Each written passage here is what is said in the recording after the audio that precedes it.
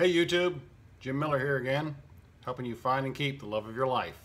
I want to take a few questions, or one question tonight. I want to talk about being desperate. Am I coming across as desperate? Being desperate. I have a question here that someone wrote to me, and I want to go ahead and answer that while I'm at it. If you're getting value from the channel, I ask you to please like the video and subscribe to the channel.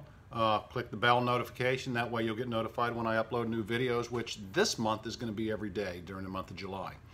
All right, let's get into it. I got a message here and it says, is it desperate to meet with my ex in person to apologize and tell her where I went wrong and said that I still want her in my life and that I still loved her?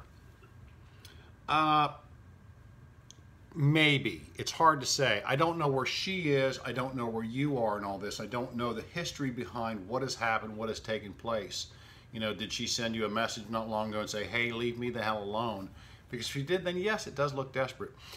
You have to be careful when dealing with an ex that you don't want to come across as being desperate. And desperate is, I love you, I need you, I want you, I can't live without you. You have to give the impression, and it's not a game, you have to give the impression that you're okay without them, because you have to be okay without them. I understand what it's like to be dying inside for your ex to come back and to love you again and for things to go back to where they were. But you have to learn to be good to yourself. You have to learn to take care of yourself. And part of that is your emotional health as well. You don't want to come across that way because it's very unattractive. To be that needy, that clingy, and that desperate, it comes across as very unattractive. You know, we watch Hollywood movies and we see the, the guy groveling on the ground and the girl thinks, oh my God, that's wonderful, I love him, he can come back. It's not attractive. I mean, you want somebody, everybody wants to be with somebody who loves them, but they also want to be with someone who is independent. You need to be able to be independent. So meeting with your ex face to face, it depends. Did she invite you out? Did you just call her up and say, hey, you've got to sit down and listen to me? If that was the case, if you were kind of chasing after her and you had to sit down and how you said this, that's going to come across as desperate, and desperate is unattractive. It's okay to say these things to your ex. It's okay to say, yes, I still want you in my life and I miss you. These are the mistakes that I made. But depending on where your ex is, if your ex isn't ready for that, you're just talking in the wind. It's not going to do you any good. So this is where we go back kind of to the no contact rule. Take some time, don't contact, take some time for yourself to kind of figure out where you are and who you are and what you like to do.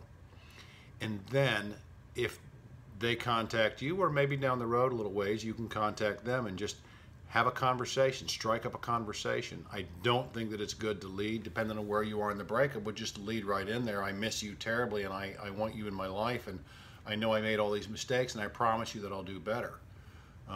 Because usually by the time that there's a breakup happens, these promises have been made. We've promised, oh, I will never do this again, I won't ever do this again. God knows I've been there. I've made those promises, and then the heat is off, the fight is over, and so we go back to the way that we were. So I think that you do not want to appear as desperate. You don't want to appear needy and clingy. And I think that by chasing them down and running this over them, yeah. Now, is there hope if you've already done this? Yeah, there's always hope. Again, back off a little bit. Go back to the no contact rule just a little bit. Just kind of put a little distance between you and them, a little space between you and them. What happens during that period of time if they're not hearing from you every day and they're not hearing your begging and pleading? What ends up happening is they start to miss you, because people will remember the good times. They'll remember, hey, I missed this about him, or I missed that about her.